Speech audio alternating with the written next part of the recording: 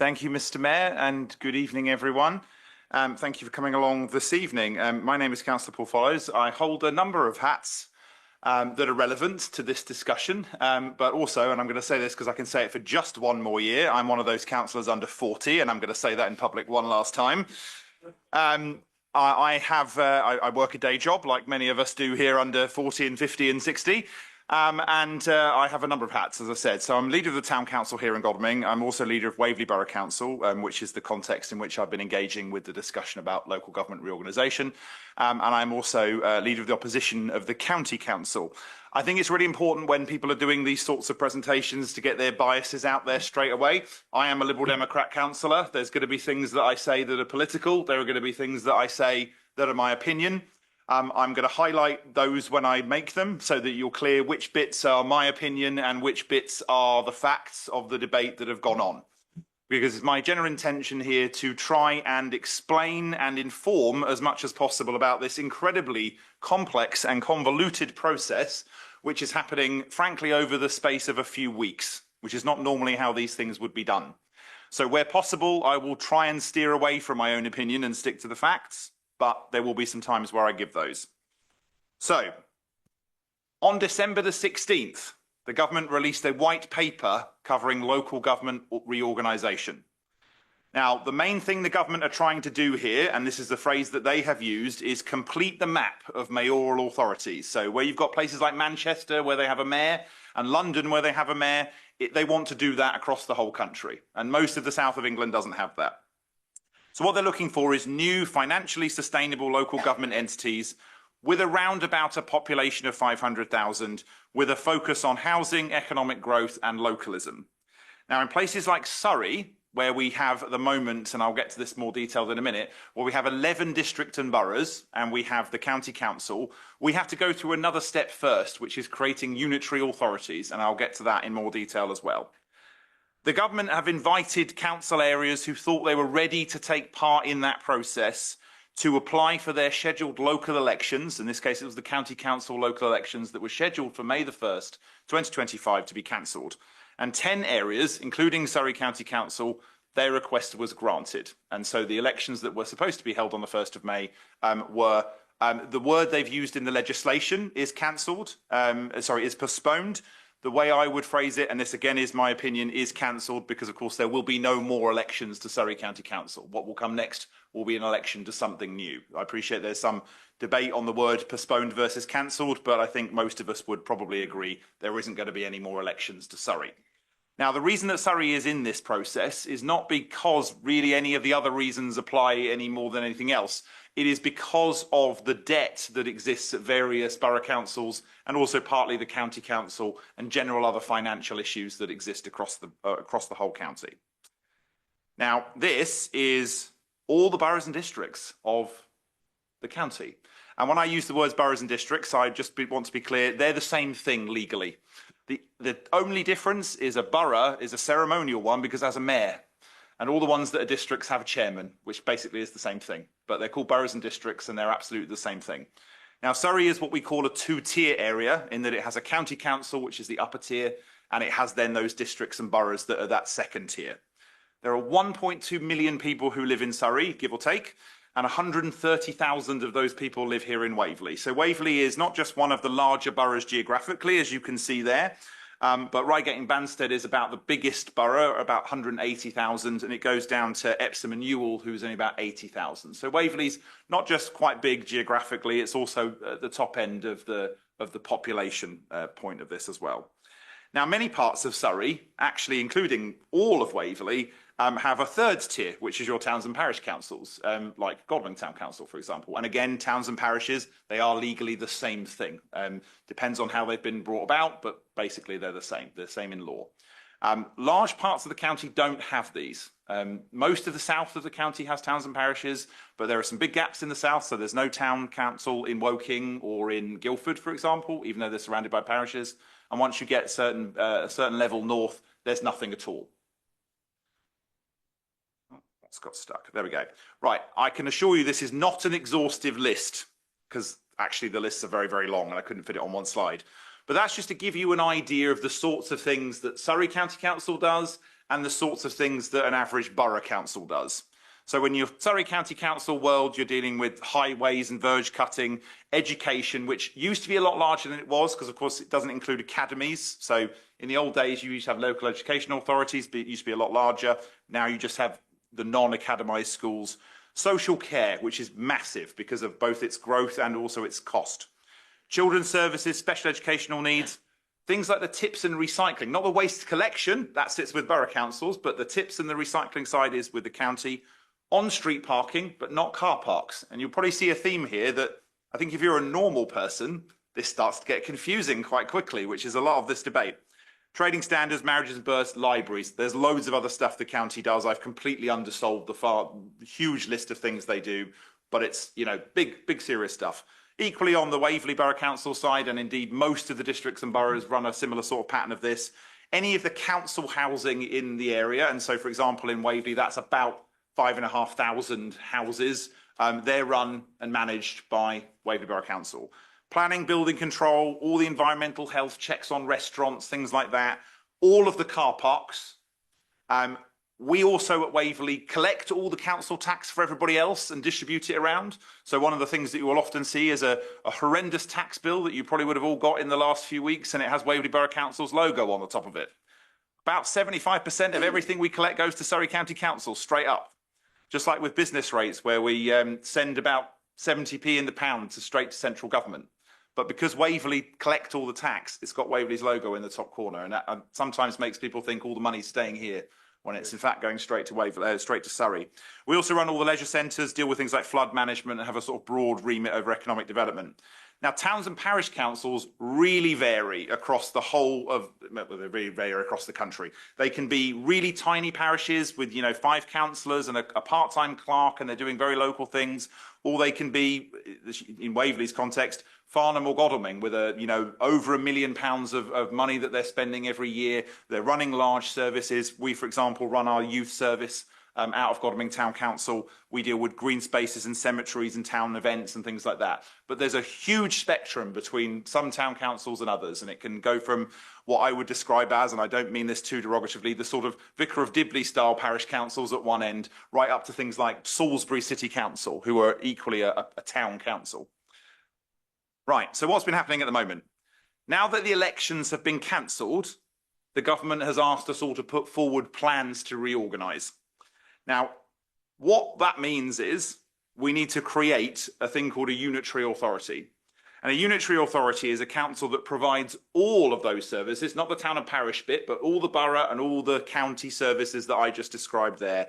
It has all the responsibility to provide those services. It has all the power and legal backing to provide those services. And it's a new council that does basically everything.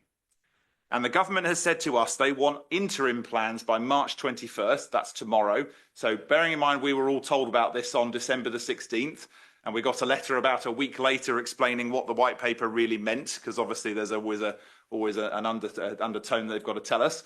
But we've basically had a few months to go and get some interim plans together.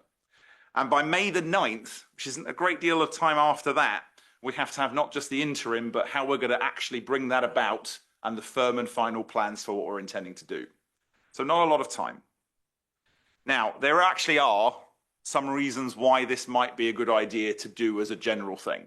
So many of the councils in Surrey are in very significant financial distress. And I think actually, and this is sort of a political opinion, but there is a lot of evidence to back this statement up. The county council itself is in some distress because of the increase in demand in things like adult social care and the lack of funding coming in to meet that demand over the last few years.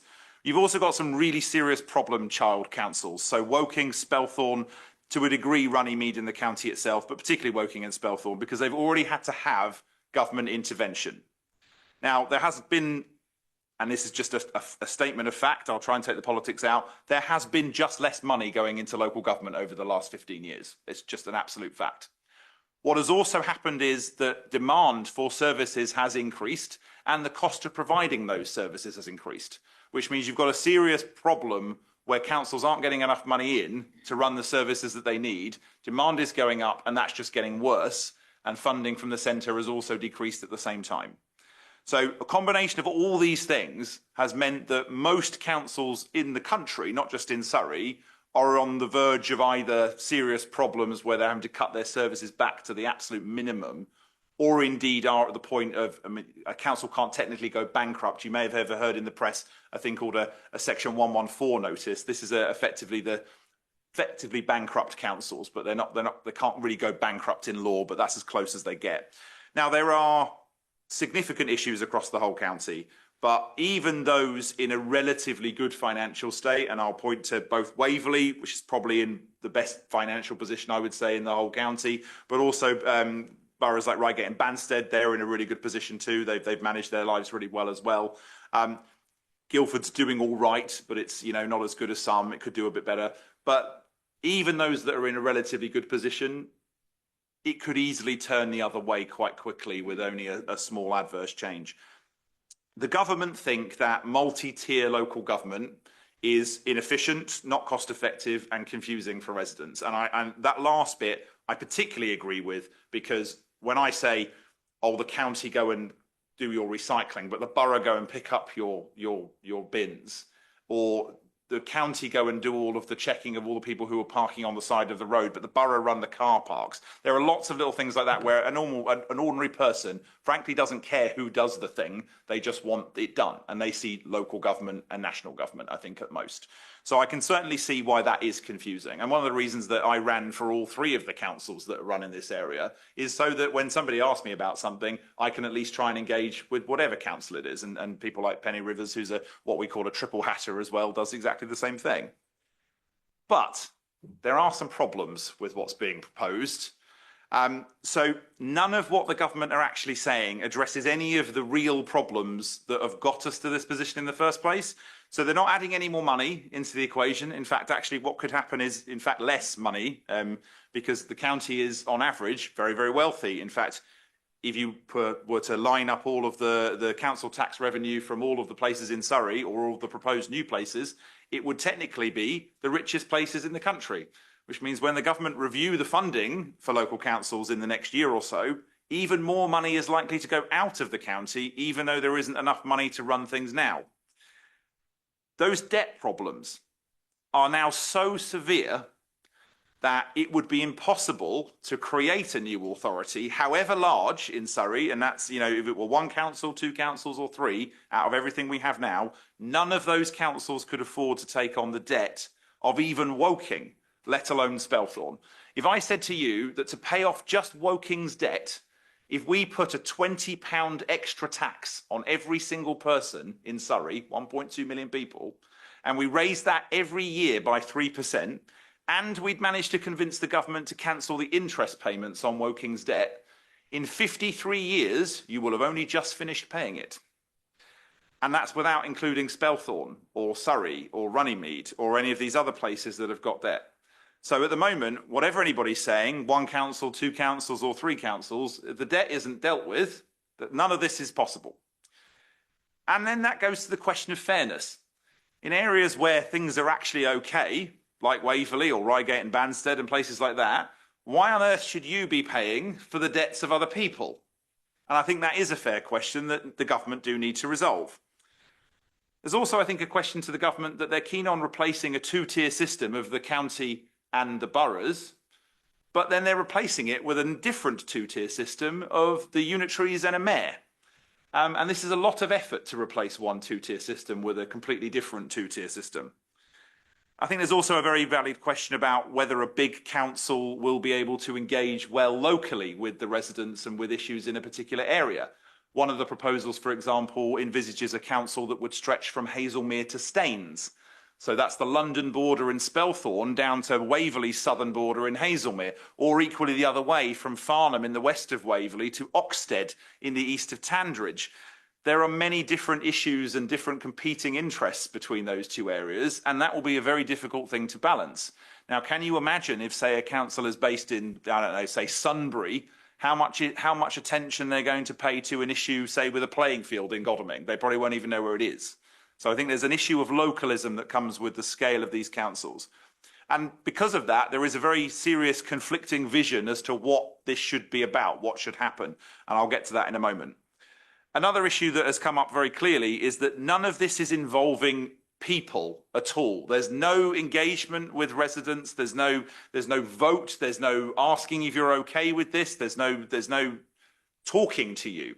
And actually, one of the reasons that you'll see, I think, this fantastic leaflet from Godalming Town Council is because at least somebody needs to start trying to engage with residents on this subject. And towns and parishes, being the most local type of local government, I think are in the best place to do that. So there's a little tear-off slip. Please make sure that you do this and take some for any local groups that you represent so that you can actually try and engage in this process a little bit. Because the only consultation that will actually happen properly, and I say properly with a little bit of a cynical tone, is that there will be a consultation from the government in August, which is a pretty strange time to ask anybody anything in August.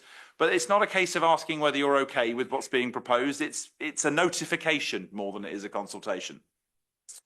Now, the other problem I think that we've got here is that, as I've just described, we've been doing this over the case of about 10 weeks.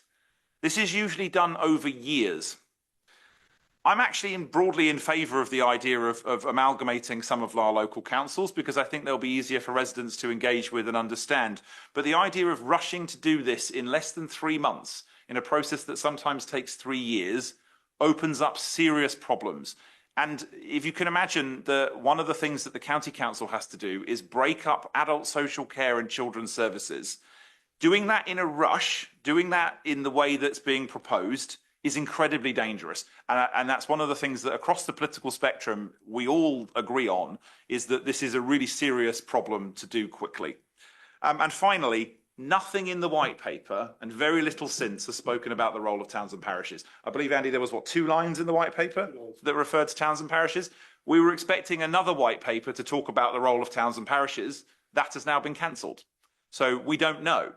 And honestly, and I'm sure many of my colleagues in the room would support this statement, we might work sometimes for some of these bigger councils like Waverley or Surrey, but the most rewarding work any of us do, I'm absolutely certain, is here at Godalming Town Council, where we actually get to do proper work engaging with people that we see on the ground. And to completely ignore towns and parishes from this whole debate has been, I think, reprehensible. So what's happened since the elections were cancelled? Every single week, all of the district and borough council leaders, plus the leader of the county, have met on a Friday for 90 or so minutes. It's meant I've learnt where Tandridge actually is, for example, over the course of that, and had some lovely chats with all of these people over the course of the last 9 weeks, while we've scrambled around trying to pull something together to meet what the government have asked in such a short space of time. And inevitably, there's going to be a little bit of discord between the district and borough councils. This is me stating a political fact. You've got 6 boroughs and districts that are run by Liberal Democrats and coalitions led by Liberal Democrats. You've got 4 that are run by independents, and you've got 1 remaining Conservative borough, Reigate and Banstead, and of course the Conservative County Council. So there are different opinions on how this can work. Some of them are political, and some of them are based on the fact that the County Council is just very different to boroughs and districts in how it works. So what we did was we got all the things that we actually agree on between us, and we issued a document that is part A of our interim plan, and it's all the things that we actually managed to find common ground on. And a lot of it is basic facts, but it's a statement at least of the things that we agree on, so that we can tell the government at least where we stand on those things. Where we didn't agree, the County Council issued their own version of their plans, and the districts and boroughs issued their version of the plans, and these are called Part Bs. Now, over this last week, and I'm certainly going to be looking to Penny and Peter, Peter Martin here at the front, just to confirm, I don't think in the history of Surrey all the boroughs and districts in the county have ever met in 1 week, pretty much simultaneously. But that's what's happened this week. All 11 borough councils have had extraordinary meetings, and so has the county council. Penny and I had 12 hours of this, Surrey, and then followed by Waverley on Tuesday, where these proposals were debated. And at least some level of vote was taken on what they were. So, what was proposed? The County Council's proposals are effectively favouring 2 very large councils. East and West is their preference, but they have also stated a North-South version of it and a couple of other versions. The focus of the County Council's paper, and I think just to back up their position a little bit, try and eliminate some of my own bias, their concerns are very much the financial, because they're running some incredibly expensive services like adult social care and children's services that simply do not have enough money coming in and demand increasing. So their focus has been on the financial. However, the assumptions of the County Council's paper have only been agreed by the County Council's own finance officers and nobody else. They've also focused very heavily on this 500,000 population number as the basis for their argument. Just to give a comparison, this is going on in 10 other places around the country. Essex has put in a joint bid, its counties and its boroughs, for 5 unitaries, all of which are lower than 400,000 people. Hampshire has put in a bid for 4 unitaries, all of which are lower than 400,000. It is only Surrey that is really sticking to this 500,000. And we all had a briefing from the minister making this decision, who said that that number was not written in stone, it was negotiable. So from my point of view, this is something that should have been a bit more thoughtful. There's also very little beyond the non-financial in the county's proposition. They're proposing 2 councillors per, and we call them divisions. So for example, Penny is the county councillor for Godalming North, which includes Binscombe and Farncombe and half the town centre, basically.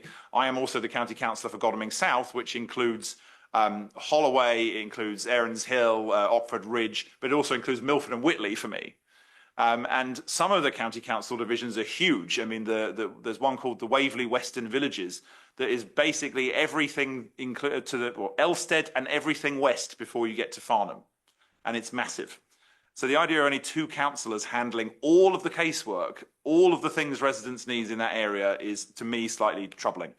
But what their proposals would mean, broadly, if you live in Waverley, is that if those proposals are accepted by the government, you will either live in a new unitary called West Surrey that will stretch from Hazelmere to Staines, or you will live in a new unitary called South Surrey that will stretch from Farnham to Oxted.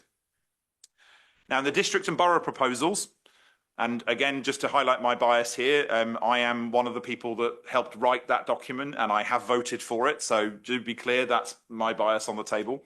We are favouring 3 unitaries and have made multiple versions of that because there's lots of different combinations of boroughs and districts you can put together to make that up. We've also not just looked at the financial case, but the non-financial case. So making sure that there's proper local engagement, making sure that we've got some way of, understanding what the community needs are in these areas. But don't get me wrong, these are still big areas. This is still a challenge, even at 3 unitaries. They're not small areas. We're talking about, say, for example, Guildford, Waverley and Woking. That is not a small territory, even though it's a little smaller than the west of Surrey. But we're also trying to say here that this is something that needs to work for the next 50 years. So the last time local government was reorganised, I think it was in the 70s, wasn't it, Andy? Which I have to say is before I was born. But that has stayed in place till now, 50 years later. So I think you can assume here that the government are trying to do something that will last for the next 50 years because of how serious this is. And so to do all of this based on the current financial situations and debt in 2025, to me feels a little short-sighted and honestly lacks vision in doing something, genuinely transformational. I mean, this could be a really good opportunity to do something new and to do something better. And making it all about the finances now does feel slightly short-sighted to me. We think that there should be 3 councillors per division because, of course, they're dealing with what we now call county council work and borough council work. And, of course, all the councillors that are there now won't be there anymore to help them. So we think at least 3 so that you get at least some level of representation and each council will be representing then about 5,000 people.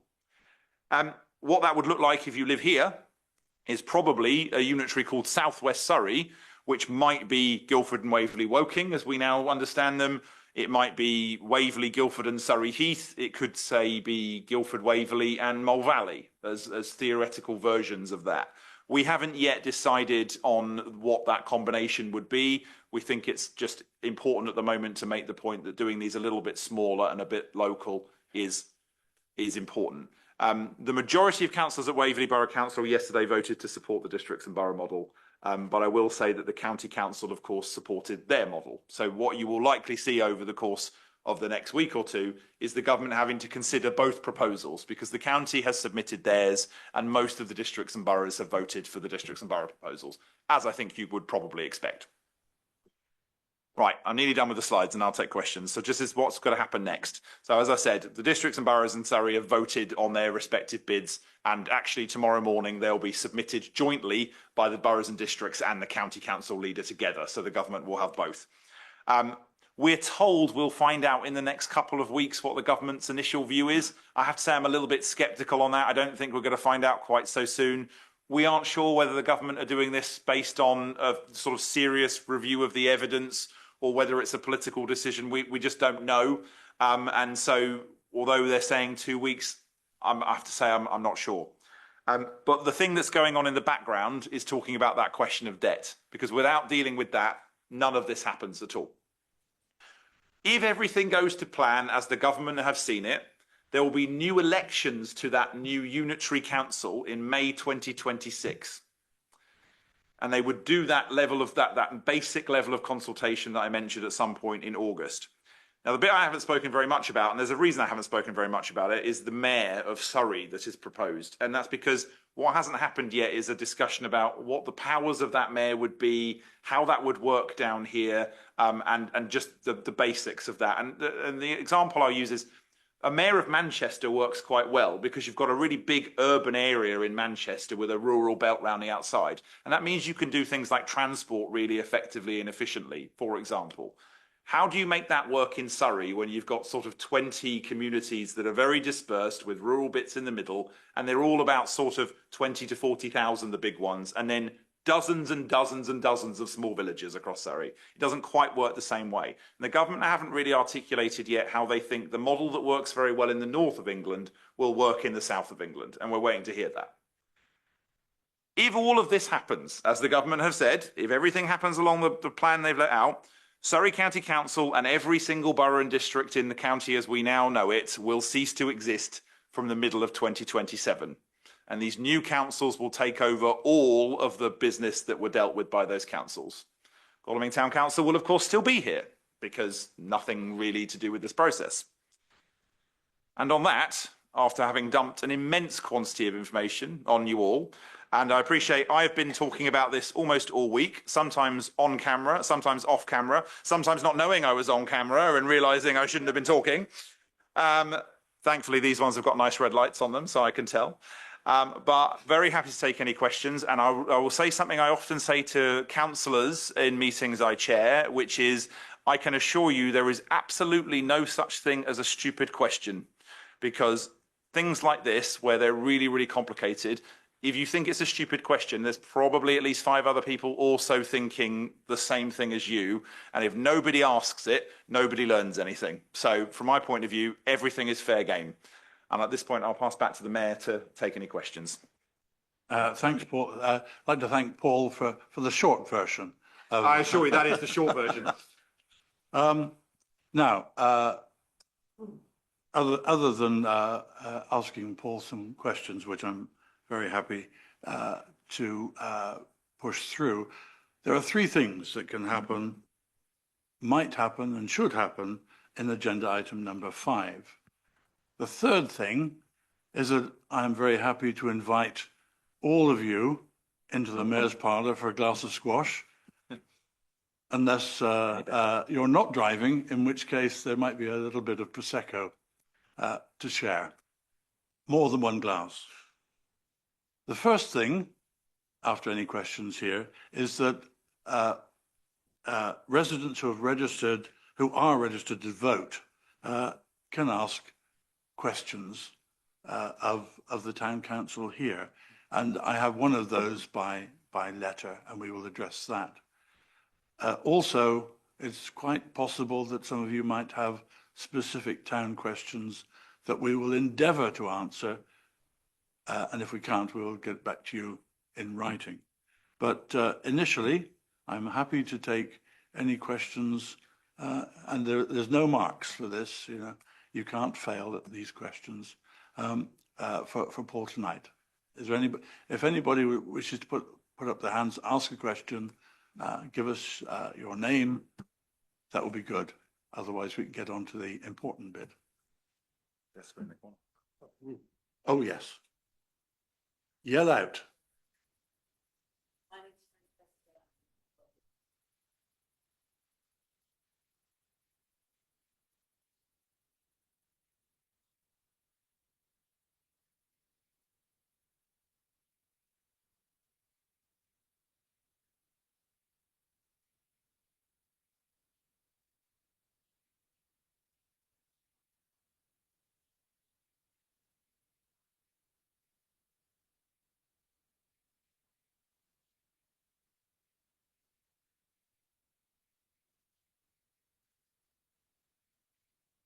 So effectively, I've been asked about the continuity of climate change policies as we go through local government reorganisation. So on the base level, you've got Godalming Town Council's climate change policies, which will not be affected at all because we're not part of that process. Obviously, Waverley has climate change policies, which we're doing fantastically, frankly, at making meetings so far, led by Councillor Williams in his other hat at the back. And of course, Surrey has their own plans as well. One of the things that is going to be a challenge is that the new unitary authority, when they exist, when the first year that they're elected, will actually be a bit strange because what they'll be called is a shadow authority. So they won't actually take power at all for another year afterwards. And the problem that people like me have is that that new authority, it might include some of the people who are already councillors. They have to run for re-election to it. So we don't know. And without it existing, we don't know what their policies will be. We don't know if there's going to be, when political parties will need to run on new manifestos for it, for example. What we can't do is effectively lock them into decisions now. There's actually a point where legally we're not allowed to do that. I think it's called a Section 24 notice that stops us from impacting the future unitaries' decision-making processes. So I can't actually give you a great deal of reassurance, but what we are exploring, and I'll use an example, for example, Broadwater Park, a project that Waverley is incredibly keen to make sure happens in the way that we would like it to happen. So where we're able to either enact new or strengthen existing legal covenants, we're intending to try and do that. There are also opportunities, I think, for the current borough councils to pass on land or other assets to their very proactive town councils if those opportunities arise. And certainly Godalming Town Council has officially expressed a great deal of interest to Waverley, for example, about taking on some of their assets. But then some things I think Francesca will carry on in the way that they were intending to. So, for example, Cranny Leisure Centre, which is a passive house leisure centre that Waverley are building, that will have started and nearly finished before the unitaries take power. So some of these things will carry on because they can't be stopped at this point. But I can't give you a great deal of reassurance other than, and I'll keep this as apolitical as possible, when those new unitaries exist, there'll be new elections and you'll have new candidates and people seeking your vote. And if you care about things like climate, vote for people who care about climate. Okay?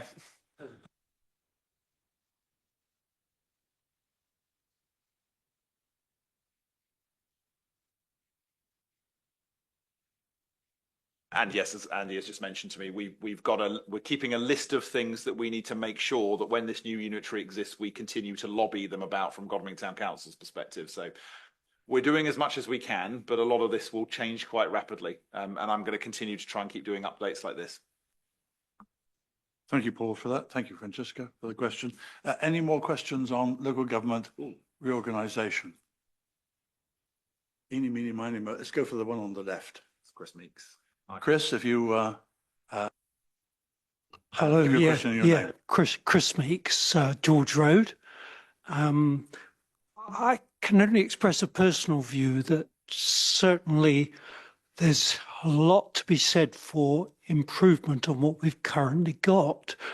But I think of democracy as being of the people, by the people, and I'm just somewhat, I suppose, even alarmed at the prospect of just two councils covering the whole of Surrey. I think there's a considerable risk if that goes ahead of it being extremely remote from the people. And so it's just a personal view, but I just feel that sense of concern, and thus I had hoped that it would have resulted in perhaps 4 unitary authorities rather than anything else, but that's just me. I think I'll say this in the interests of balance. I agree with you in the sense that 2 unitaries I think is massive, and I think it will be nearly impossible for them to keep a proper connection to their local communities because of the territory.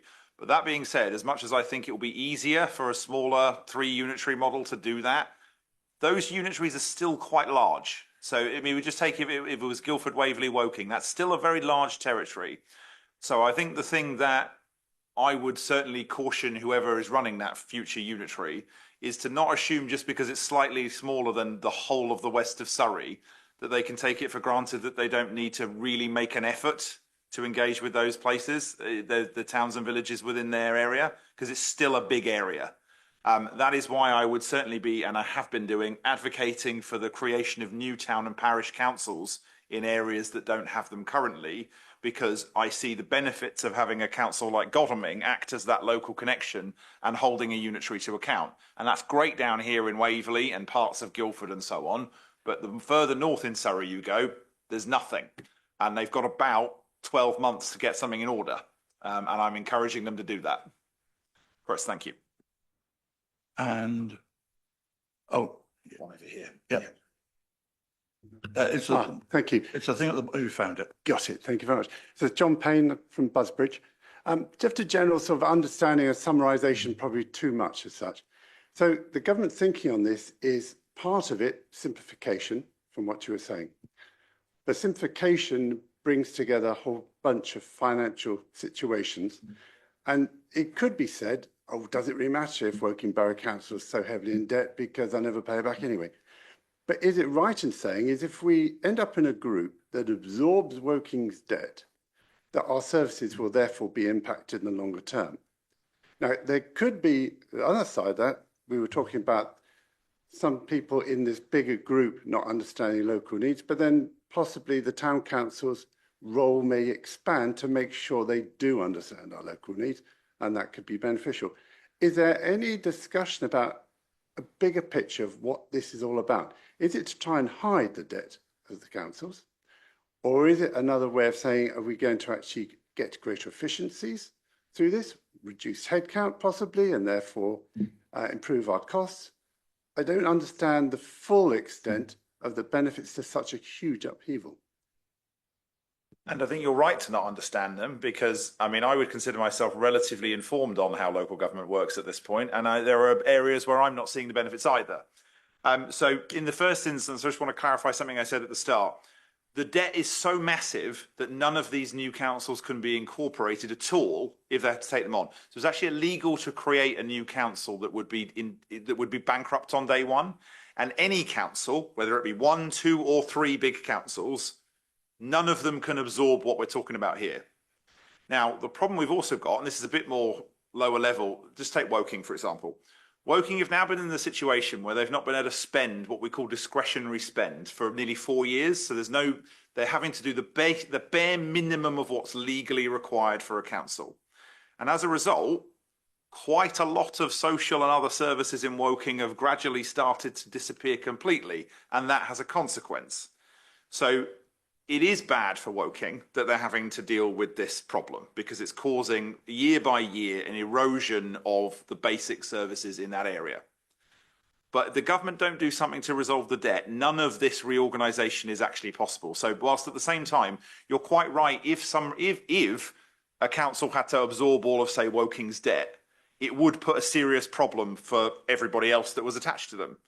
But the fact that it can't be done at all is at the moment actually quite reassuring because it means the government will have to do something a bit more special to deal with it.